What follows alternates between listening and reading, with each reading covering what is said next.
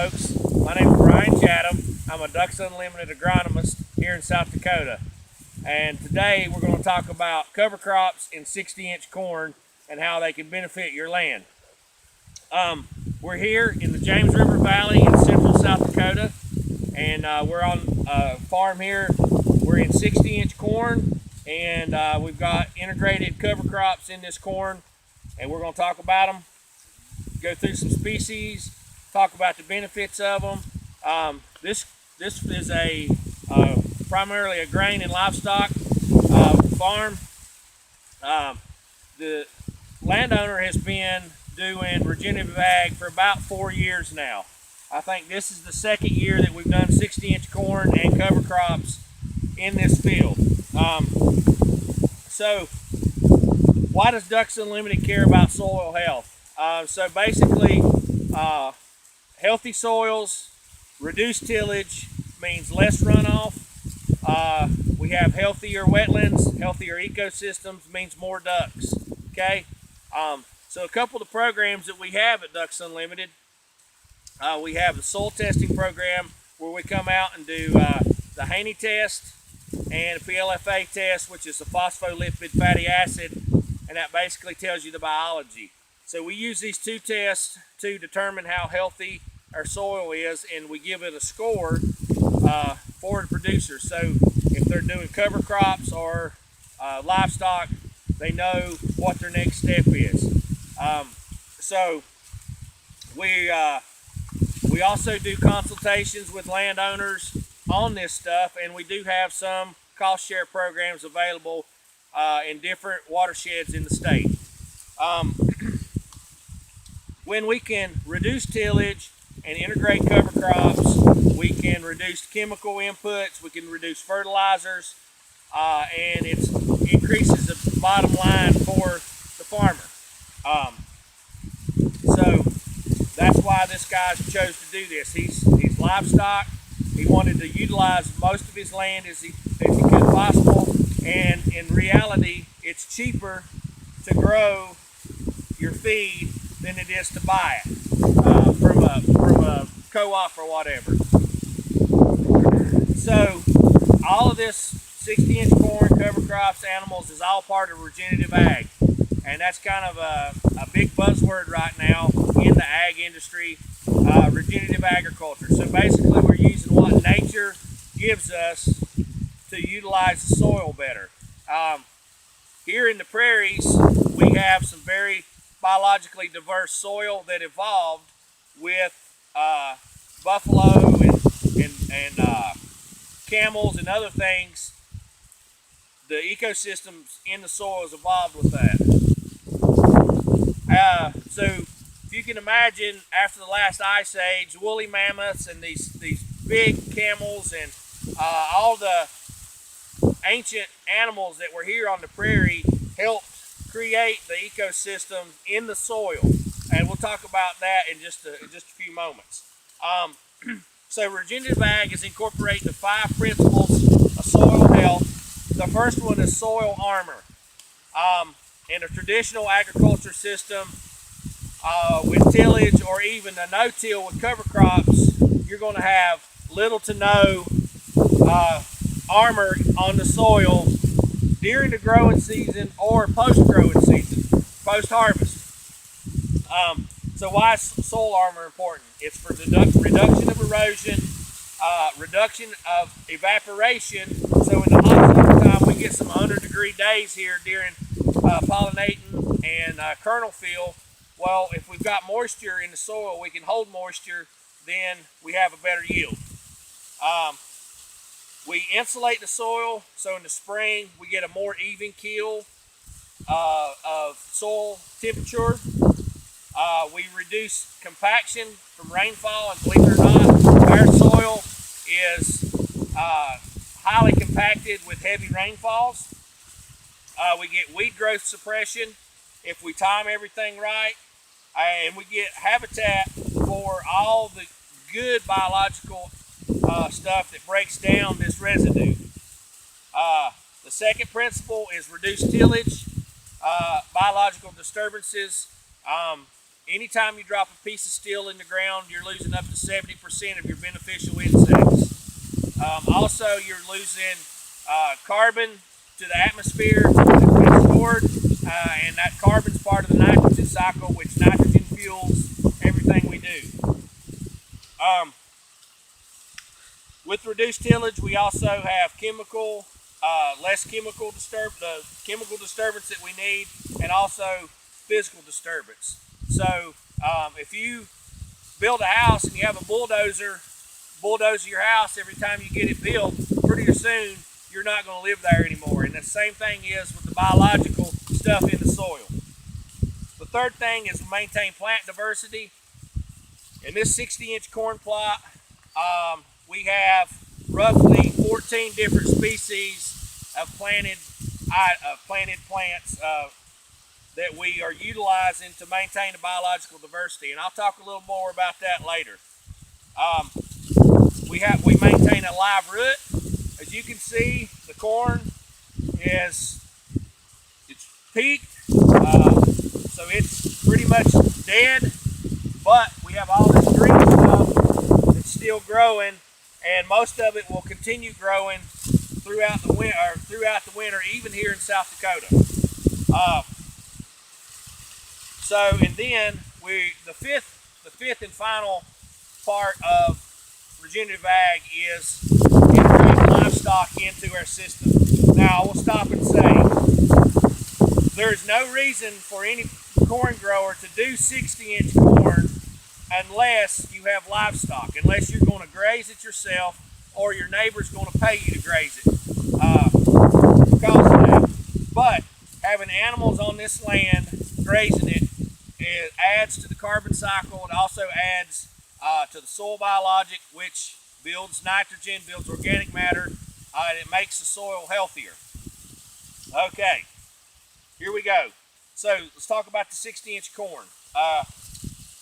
So in this plot, like I said before, the landowner would not have went and done 60-inch corn unless he planned on grazing this. So right now, as it stands, this corn will be harvested roughly the first week of October, and then about the 10th of October, the livestock will be turned loose into grazing this. Okay, so you'll have the corn fodder, the corn stalks, but you also have substantial grazing in between the rows. So what we done here is in 60-inch corn, you're planting the same amount of plants per acre. Okay, so if you plant 32,000 plants in your 30-inch rows, then in your 60-inch rows, you're going to set your planter up. You'll block off every other row, obviously, on the 30 inches, and then you're going to plant 60. Your planter population will be at 64,000. You'll see there's some skips in this corn. Wet planting conditions this spring prevented a good final stand, and that's just, that was just a factor of this year. We've had a substantial amount of rainfall in 2019 and early 2020 here in central South Dakota, especially in the James River Valley, and so we struggled with getting in the field at the proper time. So the 60-inch corn, by doing this, you're increasing the exposure to sunlight that these leaves can get, okay? And we all know through growing corn, usually our end rows, the yield is better than our middle rows in the middle of the field. And so those first 2 to 3 rows, the yield's always higher, and the reason is they're getting more access to sunlight, okay? So with this theory, we're creating more sunlight for this, more area for this plant to take up photosynthesis and take up nutrients, and which creates healthier plants and ideally realistic yields that should be equal to our other stuff, our other 30-inch corn. Yield is obviously a driving factor. Some situations where we've done 60-inch corn, we've saw no yield loss. That's not every case. You know, sometimes it's 5 to 10% loss, and sometimes you can see a 3 to 5% increase, just depending on your soil and your management practice and the cover crop that you're using in between. So 60-inch corn, obviously we were talking about with the 5 principles of soil health. We're increasing soil health with this. We're creating a grazing opportunity for the fall. Now, the cover crops were seeded in this corn when it was in V5 stage, so roughly 5 leaves when it was about knee high, and it was interseeded with a no-till drill with 3 rows blocked off, and obviously GPS coordinated so it didn't run over any corn. So, and we'll go to another field in just a minute where they used another mix, and you'll see some different cover crops and how all that was seeded. There's several ways you can utilize the seeding in the 60-inch corn. We've worked with producers that's used their 15-inch planter and planted 3 rows in between it. We've done drills. We've run whirlybird spreaders with GPS down the rows. We've had it flown on. It's just whatever works best for your system that we do this. So when you're doing this, obviously the variety of corn you select has to fit your operation, but it also needs to fit the 60-inch. Not all 60-inch corn, not all varieties of corn will fit in a 60-inch situation. Okay, I like a heavy flex ear, something that's going to get medium tall, but that has a lot of leaf area. Okay, so then you got your corn. Then what we discussed, what do we plant in this in our corn? Well, let's first of all go down that rabbit hole. Is you have to select the species that best fits your operation. So if you're going to graze, you got to figure out some stuff you're going to get some tonnage for, but also some plants that are going to put some nutrients in the ground. So in this system, I'm going to show a couple right here that we have growing in this system. Not all of them we'll get to see. We'll see some more as we go. But here at my feet, this is forage turnips. Okay, here's some vetch. Okay, that's putting some nitrogen in the ground. Right here you'll see some crimson clover, more brassicas. Here's some, let's see, that's sweet clover. Right here you have mung beans, a legume that's going to put some nitrogen in the soil. Here's some sorghum. You can look down through there. We do have a little bit of weed pressure in a place or two. Here's a radish that's obviously grown and bolted. Here we have another radish growing. Here's some more brassicas. And also present in here that we're not seeing is we did have buckwheat in here. I don't think we had a frost last week and fried it. Behind Cassie, who's holding the camera, she's one of our biologists. There's okra, okay, right there. And then we have, there's a nice okra plant that does a whole lot for soil health. And then we have some brown top millet here. So, like I said, there was originally 11 species in this, and the frost got some of the weaker species, but you know, for overall, there's a decent amount of grazing in here. We'll look at a plot later that has some more, and look at another plot in the end that has a whole lot of grazing in it. But so you have to select the species that best fits yours. You need a good carbon to nitrogen ratio of plants in here. So you don't want a lot of carbon because corn is a heavy carbon plant. And you also don't want a ton of legumes if you don't have that balance out. So what we're trying to do here, so the main goal in this plot was, you'll see in just a second, to increase tilth, to help the soil, because we're in a clay loam, a real heavy clay loam soil, and it actually has cracks running through it right now because we were really wet in the spring and it got extremely dry.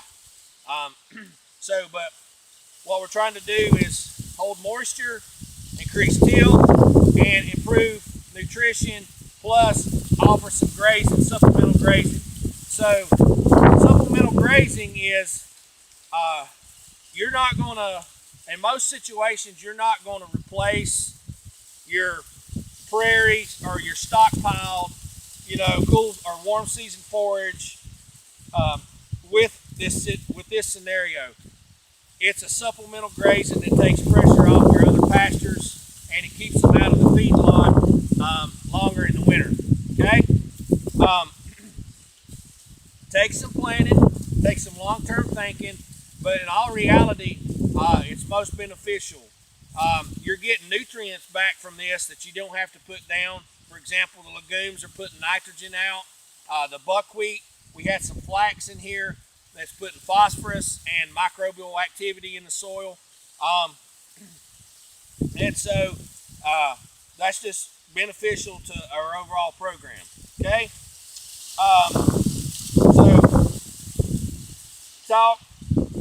So with the right cover crop mix in your program with planting, probably not the first year, but down the road, possibly the second year, and from there on out, you can be a one-pass herbicide system. So you can have your burn down in the spring and possibly not have to come back in with any more herbicides to control unwanted weeds. Okay, so I'm going to take a spadeful here. Cassie's going to walk up. I'm going to take a spadeful of soil, and we're going to look at some of the properties of it and talk about a little bit about it and how it affects our yields and things here. Okay.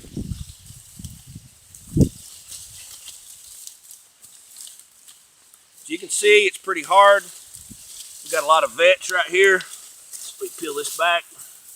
So here's some of our other cover crops that died off with the frost. Those are probably millets. Okay.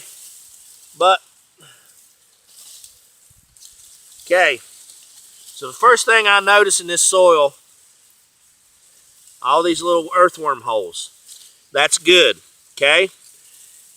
All right, you can see these roots here, these white roots that are channelizing, and that looks, we're looking for earthworms right now, but you can see that the soil is actually pretty good, in pretty good shape. We've got some conglomerates going on here where earthworms have kind of built the soil.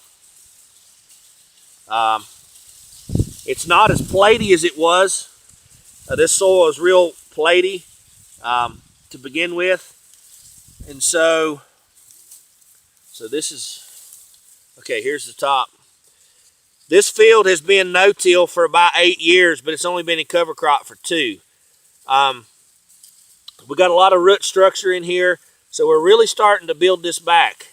Yeah, this is really good right here. You can see where the earthworms have worked in here. Here's another chunk. We got a pretty good dirt smell, which means there's carbon in here. But you can see we're down about 6 or 8 inches, and we got roots growing right here. So, and there's some old roots that are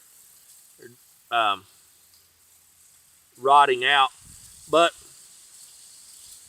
overall, even as dry as we've been here, you can see how this is pretty gumbo clay here. It's wanting to ball up, but we've got some good aggregates going on in this. So this is much better. The soil is much better a year later than it was last year at this time. You can see right here is a good example. where these earthworm castings was on top of the soil. You got the same thing going on right here.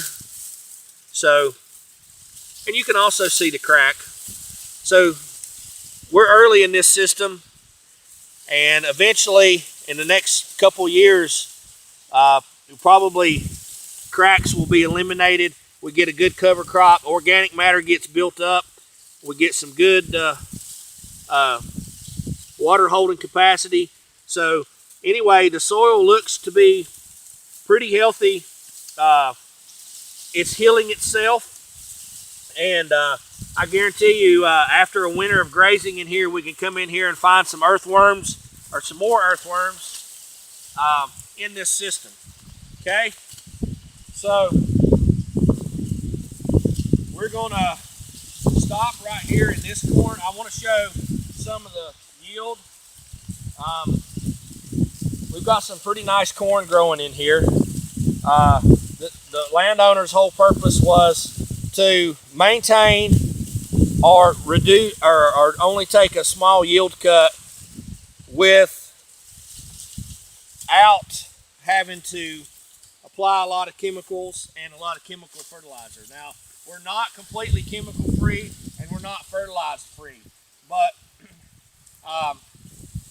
doing some yield estimations, this guy's only going to take about a 5 to 7% yield loss for this area and his farm average, but he's also gaining a lot of cattle feed in here. So we're going to take a break. We're going to run up to another field and look at it and talk some more about soil biology and more cover crops. Okay, here we are. We're in another 60-inch corn plot, just a little bit north of where we were on the same farm. So we got different species in this cover crop, or in this situation. We'll talk about a few of them. We got annual ryegrass, we got several brassicas, soybeans, flax, crimson clover, buckwheat. We got pearl millet and brown top millet, and sweet clover. So the reason this is obviously offers more tonnage per acre in this field for grazing with the annual ryegrass and the brassicas, and we are up a little higher and kind of on a plateau here, so it wasn't as wet when these were interseeded, and they were interseeded at the same time the other ones were with the same interseeder. Just a different mix. So this guy will graze this, plant oats this coming year, harvest those for grain, and then plant a full season cover, and then back into 60-inch corn. Okay, so our different cover crops provide different things. We talked about the buckwheat and flax providing, bringing phosphorus and mycorrhizal, helping with that. One of the things that we're seeing, especially in full season covers, which you're allowed to do, or which you're capable of doing in corn, 60-inch corn, is sun hemp. Sun hemp is a legume, and it's been shown to produce up to 170 pounds of nitrogen per acre in a situation such as this. Another one is cowpeas, and often guys will plant red ripper or iron and clay cowpeas in their cover crops, and they can put up to 110 pounds of nitrogen per acre. That's quite a bit of savings for the next crop. Also would feed this year's corn crop if interseeded at the correct time. So a lot of times, especially in central South Dakota or wherever, you have compaction, and we do have some compaction in areas in this field. You want to plant plants that assist with alleviating compaction. Obviously, the big one that people often hear about is the brassicas, turnips, and radishes. But one of the really good ones that's often overlooked is annual ryegrass, which we have here. It's a triploid, meaning it does not reproduce, it doesn't go to seed and cause you problems down the road, and it winter kills with a hard freeze. So we've actually seen where the annual ryegrass can put roots down 15 to 20 feet and break up compaction. And they have a lot of PSI, pounds per square inch, of compaction busting capability. Another really good one is sunflowers that guys have used in their cover crop mixes. And sunflowers have a big root that's kind of like pile drives itself down into the soil. It can go up to 20 feet searching for moisture and nitrogen, and on its way it breaks up a lot of that compaction issues. With your brassicas, with a lot of brassicas in your mix, you can see here we got some really nice brassicas going on, and that's the turnips, radishes, kales, things like lettuces, cabbages, forage cabbage. They produce a lot of tonnage per acre for really cheap. I mean really cheap. Plus they do a whole lot for biologicals and weed suppression. You can see these things umbrella out really good, and so they offer a lot of weed suppression. So there's that. So these were interseeded this spring when this corn was about knee high at V5 stage, and it was wet, but we had a better stand here with this one, and we got it, and so we have better results with our tonnage and our stuff here. You can see our millets grew out well. Yeah, we do have some weeds, but not as much as on the other situation. Allowing us in the 60-inch corn allows you to build your soil back up by using full season covers. And so we can use a longer season things like sun hemp and sunflowers, dwarf sunflowers. They won't affect us harvesting the corn, but will help with what's going on in the middle. So next year, or 2 years, when the guy comes back in to plant his corn, so this corn row will be in this row middle where I'm standing, and so you keep rotating it around like that. We're allowed to use, we're able to use larger seeded legumes, such as guar beans, mung beans, sun hemp,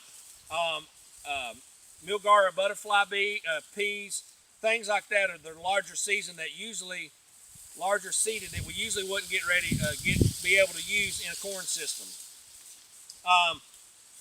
Then we're allowed to use high carbon producing plants in diverse mixtures. There's on one of our plots in this field, or on this farm, there's 31 species in his cover crop mix, and there's everything out there. You got a lot of legumes, a lot of brassicas, a lot of high carbon plants, millets, and other things, sunflowers. Phacelia is a good one to use, proso millet, white sweet clover, and could go on and on with that. Again, when we plant our cover crops this year, we got to be thinking in the future what we're planting so we don't get some issues. An issue that occurs sometimes is if producers are in corn this year and they fly or interseed rye, cereal rye, and then the following year they're wanting to do oats or wheat or barley, spring oats or barley. You can get contamination that way, overwinter stuff, contamination. So that's one of the things you have to plan for in the future. You obviously want something that's going to give you really good weed suppression and a good place to plant. So we're going in a second. We're going to look at the soil here and how good the tilth of it is, and as it compares to the other one. And later, I'm going to show you a slide where we interseeded. Got a tractor coming by. Sorry.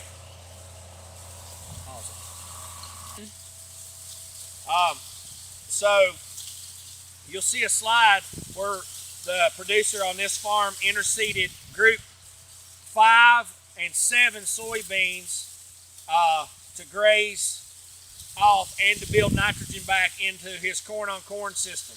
Okay, so he'll harvest the crop, his corn crop, and he graze, and I'll show you a slide of that right now or later in the presentation. So this is obviously different than just grazing corn stalks, because if this were on a 30-inch system with no cover crops and you were grazing corn stalks, the cattle have a tendency to congregate and have loafing areas in multiple spots in the field, where especially if you have down corn or where their fodder is thicker. But with this system here, grazing, you have a more spread out, even keel of manure, and you don't have the hoof prints and all that mess you have to deal with just grazing corn stalks. So we'll look at some soil, and then we'll talk a little bit about the producer's perspective, and then we'll finish up here. So we'll try to get in with this. We got, let's talk about species here. We got flax, we got crimson clover, we got Nebraska, and we got annual ryegrass in here. There's some crimson clover, and you can see the crack in the soil. Again, we're still in this heavy clay gumbo here. And here's one of our millets that we'll graze, but take a sample here. Pretty hard right there.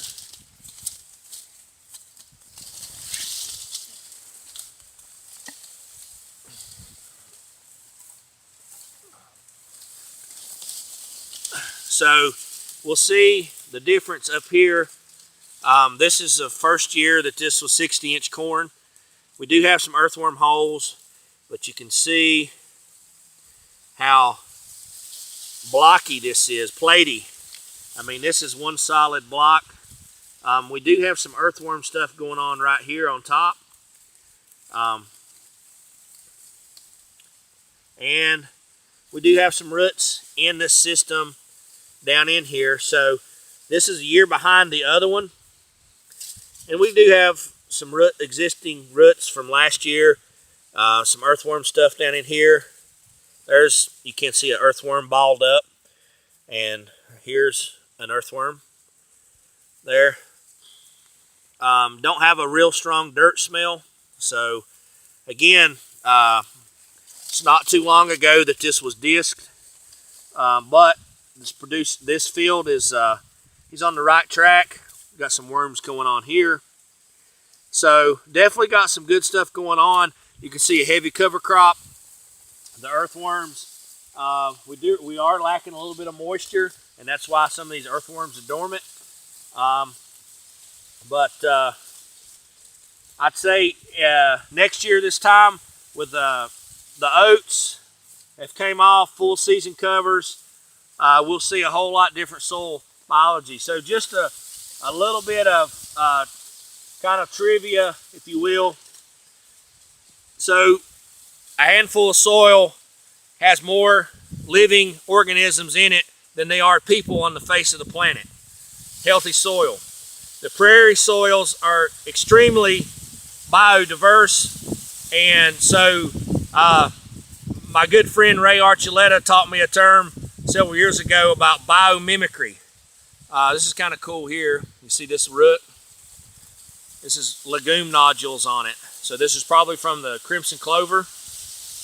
It's nodulated out, so that's nitrogen in the soil. So kind of cool thing there. But biomimicry is we're trying to mimic what nature's doing, and so the more species we have in a cover crop mix, the better off we are. So in prairie soils, we have a lot of. If you go out into a native prairie and you were to drop a yard, a 3 foot by 3 foot square, you can have hundreds of species of plants growing in that, and all those plants are talking to one another.